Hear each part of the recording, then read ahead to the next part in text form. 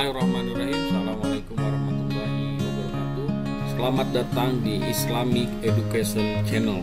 Di channel ini Anda akan mendapatkan video-video tentang Islam dan secara khusus video-video pembelajaran terkait mata kuliah pendidikan agama Islam di perguruan tinggi umum, khususnya di Universitas Pendidikan Indonesia. Bagi Anda yang baru berkunjung ke channel ini, jangan lupa untuk subscribe. Dan supaya mendapatkan notifikasi dari semua video yang kami upload, jangan lupa pula untuk mengaktifkan tombol lonceng. Semua video ini bisa Anda tonton, dan jangan lupa ketika Anda menonton salah satu video kami untuk menontonnya sampai akhir. Dan jangan lupa pula untuk memicit tombol like. Kalau merasa Anda video ini bermanfaat, silahkan untuk share. Dan kalau Anda pertanyaan serta masukan ke channel ini, silahkan klik di tombol komentar.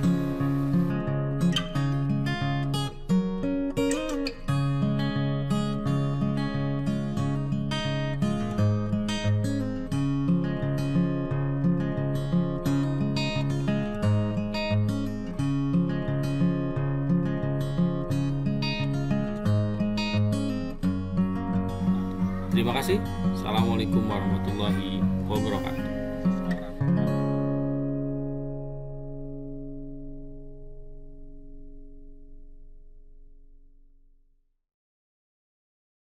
Bismillahirrahmanirrahim. Assalamualaikum warahmatullahi wabarakatuh. Bertemu kembali dengan saya di video kedua dari 3 video tentang taksonomi Bloom. Di video sebelumnya saya sudah menjelaskan tentang bagaimana pentingnya tujuan pendidikan. Lalu yang di video itu juga saya sudah menjelaskan tentang bagaimana taksonomi yang digagas oleh Bloom terkait tujuan pembelajaran itu mampu mempermudah guru-guru di seluruh dunia untuk merumuskan tujuan pembelajaran. Dalam ini adalah indikator pembelajaran. Nah, di video kedua dan nanti di video ketiga saya akan menjelaskan 2 dimensi utama dalam taksonomi Bloom edisi revisi yang dikembangkan oleh Anderson dan Caldwell. Di video kedua saya akan menjelaskan tentang dimensi pertama, yaitu dimensi pengetahuan, dan yang kedua itu dimensi proses kognitif akan saya jelaskan di video ketiga. Dimensi pertama dalam taksonomi Bloom itu adalah dimensi pengetahuan. Apa itu dimensi pengetahuan?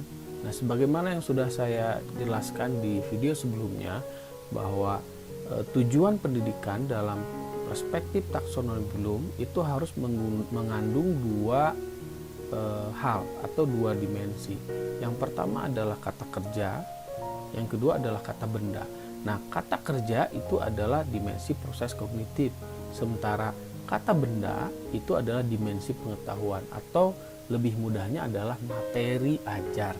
Jadi kalau misalkan ada rumusan siswa mengetahui definisi sholat, nah yang dimaksud dengan dimensi pengetahuan itu adalah definisi sholatnya. Jadi kata benda dalam rumusan tujuan pendidikan atau rumusan tujuan dalam konteks taksonomi Bloom.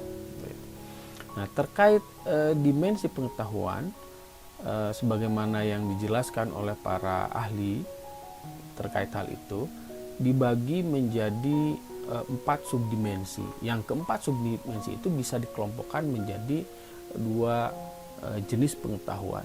Yang pertama adalah pengetahuan faktual dan konseptual.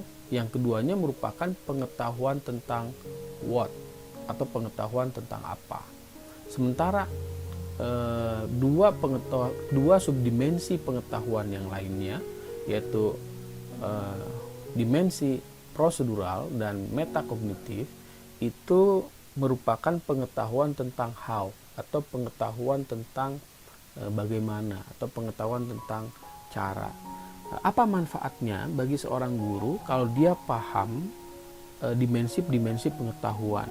Paling tidak yang pertama, ketika guru mampu memahami keempat dimensi pengetahuan ini, yang pertama, dia akan mudah memetakan materi ajar. Maksudnya, pemahaman seorang guru, pemahaman yang baik seorang guru terhadap dimensi pengetahuan itu akan memudahkan dia mendeskripsikan materi pembelajaran sesuai kompetensi dasar yang dipelajari. Yang kedua, pemahaman guru yang benar tentang dimensi pengetahuan itu juga akan mendukung dan memudahkan guru dalam membuat indikator pencapaian kompetensi atau membuat tujuan pembelajaran. Jadi itu dua manfaat yang akan didapatkan ketika seorang guru memahami dengan baik dimensi pengetahuan. Kayak kita langsung ke pembahasan detail tentang apa itu pengetahuan faktual, apa itu pengetahuan konseptual, apa itu pengetahuan prosedural, dan apa itu pengetahuan metakognitif. Dan insya Allah nanti akan dibuatkan ilustrasi terkait materi PAI. Subdimensi pertama dari dimensi pengetahuan adalah pengetahuan faktual. Apa itu pengetahuan faktual? Pengetahuan faktual itu adalah pengetahuan tentang terminologi, pengetahuan tentang detail-detail dan elemen-elemen yang spesifik, elemen-elemen dasar yang digunakan oleh para pakar dalam menjelaskan, memahami, dan secara sistematis menata disiplin ilmu mereka. Secara sederhananya, sekali lagi, pengetahuan faktual itu adalah pengetahuan tentang fakta-fakta yang detail, spesifik, dan elementer. Prinsipnya semua hal yang bisa ditangkap dengan panca indera itu adalah fakta. Namun kadang-kadang dalam kehidupan sehari-hari kita mengabaikan hal detail dari fakta itu. Bahkan pengetahuan faktual itu bisa berupa kejadian atau peristiwa yang dapat dibaca, dapat dilihat, dan didengar. Jadi sekali lagi, semua hal yang bisa ditangkap dengan panca indera itu adalah fakta. Jadi pengetahuan faktual itu adalah pengetahuan tentang fakta-fakta yang detail, spesifik, dan elementer. Nah, kalau terkait dengan materi PAI misalkan ya, dengan paket PAI. Nah,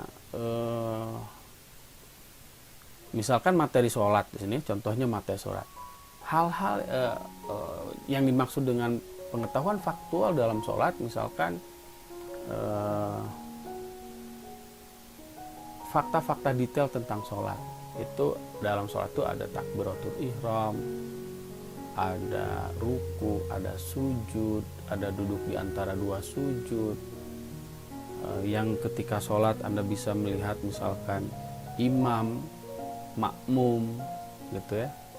Ada sholat gerhana, ada sholat tahajud, ada sholat witir, sholat taraweh. Itu fakta-fakta detail atau elemen-elemen spesifik dalam materi sholat, dan itu adalah pengetahuan faktual. Nah, contoh misalkan ya, satu bagian dari sholat takbiratul ihram. Ketika dibahas secara detail, itu takbiratul ihram dalam pandangan mazhab Syafi'i, mazhab Hambali, mazhab Hanafi, mazhab Maliki. Nah, itu adalah pengetahuan faktual. Selanjutnya, subdimensi kedua dari dimensi pengetahuan adalah pengetahuan konseptual. Apa itu pengetahuan konseptual? Pengetahuan konseptual itu adalah pengetahuan tentang kategori, pengetahuan tentang klasifikasi, pengetahuan tentang hubungan antara dua atau lebih kategori. Nah, itu adalah pengetahuan konseptual. Ketika tadi kita berbicara tentang takbiratul ihram, ketika tadi kita berbicara tentang ruku, sujud, itu adalah pengetahuan faktual. Tapi ketika kita mengklasifikasikan ruku, sujud, i'tidal, takbiratul ihram ke dalam rukun sholat, maka rukun sholat itulah yang dimaksud dengan pengetahuan faktual.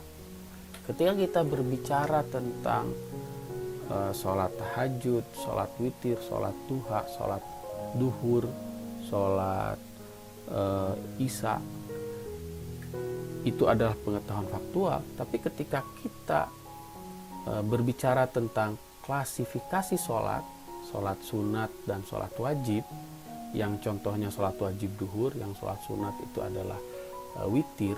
Jadi ketika kita berbicara tentang klasifikasi sholat, maka klasifikasi sholat itu adalah pengetahuan konseptual. Ketika kita dalam olahraga misalkan ya, berbicara tentang bola, pemain, wasit, papangan, nah berarti kita itu sedang berbicara tentang pengetahuan faktual.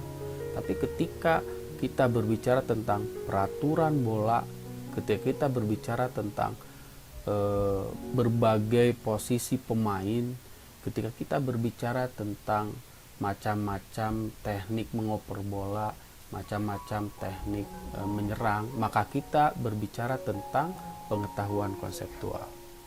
Jadi sekali lagi, pengetahuan konseptual itu adalah pengetahuan tentang klasifikasi dan kategori, pengetahuan tentang prinsip dan generalisasi, atau pengetahuan tentang teori, model, dan struktur.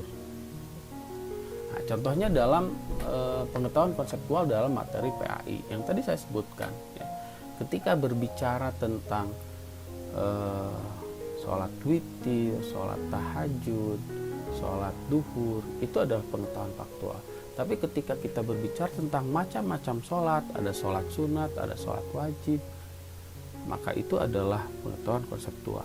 Ketika kita berbicara tentang menutup aurat, ketika kita berbicara tentang wudhu, maka itu adalah pengetahuan faktual. Tapi ketika kita berbicara atau mengaitkan wudhu sebagai syarat sah sholat, menutup aurat sebagai syarat wajib sholat, maka itu adalah pengetahuan konseptual. Ketika kita berbicara tentang sholat jenazah, sholat gerhana, itu adalah pengetahuan faktual. Tapi ketika kita berbicara tentang rukun sholat gerhana, rukun sholat jenazah, maka itu adalah pengetahuan konseptual, gitu ya. Nah, seperti tadi balik lagi dalam olahraga, ketika kita berbicara tentang raket, kok, lapangan bulu tangkis, wasit, ya, hal-hal yang bisa dilihat, gitu, itu adalah pengetahuan faktual. Tapi ketika kita berbicara tentang peraturan permainan bulu tangkis, ketika kita berbicara tentang macam-macam melakukan servis, ketika kita berbicara tentang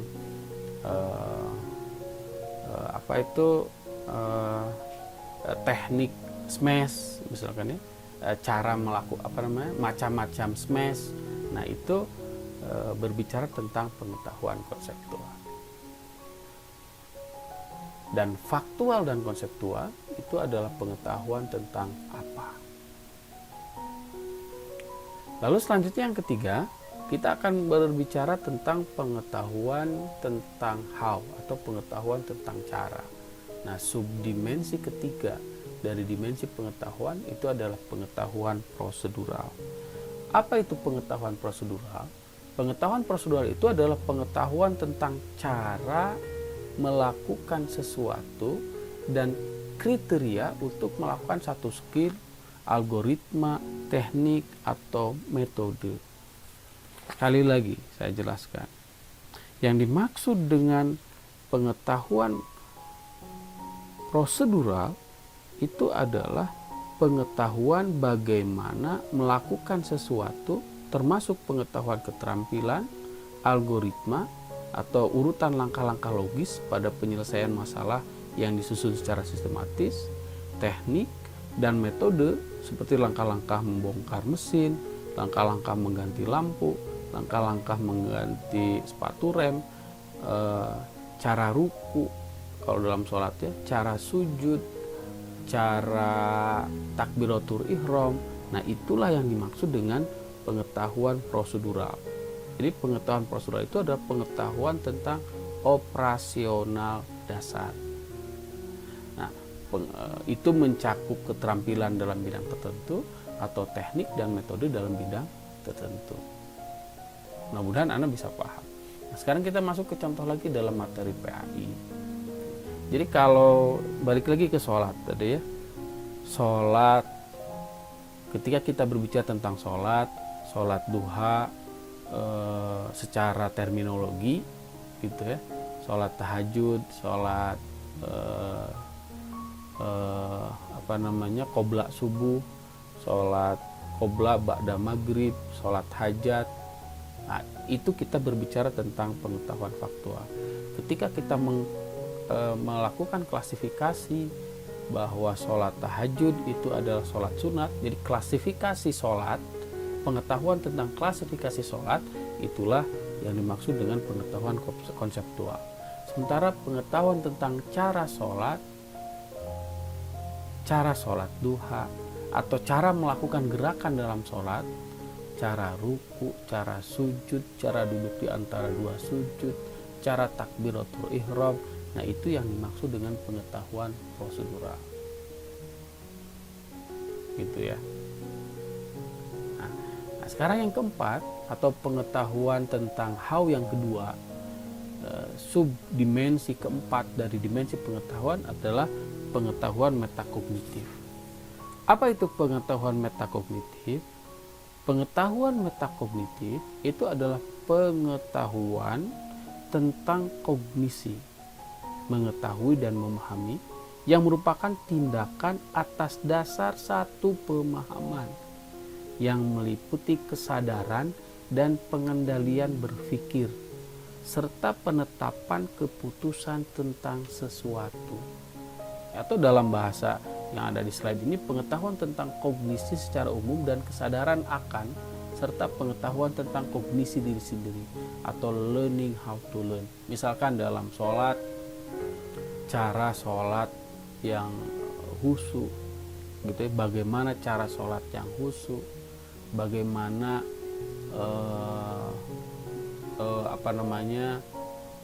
ketika seorang pemain bola mampu memutuskan satu teknik menyerang gitu ya dalam satu permainan. Nah, itu adalah pengetahuan tentang metakognisi gitu ya. Ketika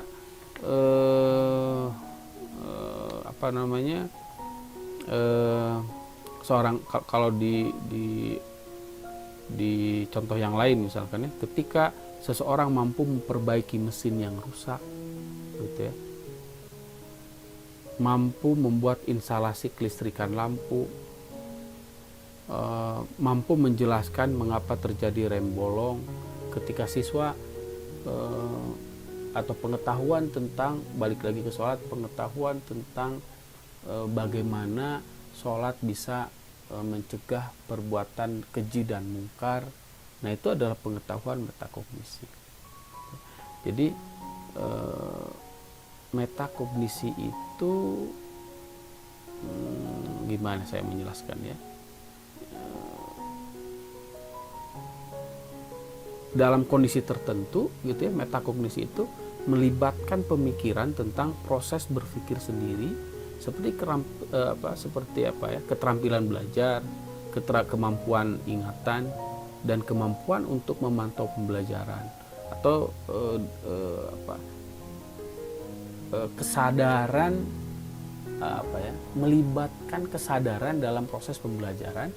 Ketika seorang siswa melibatkan kesadaran dalam proses pembelajaran, itulah yang dimaksud dengan metakognisi gitu ya. Jadi pengetahuan tentang strategi, pengetahuan tentang tugas-tugas kognisi seperti tadi ya, kemampuan siswa tentang pengetahuan siswa tentang kemampuan dirinya, itu adalah metakognisi.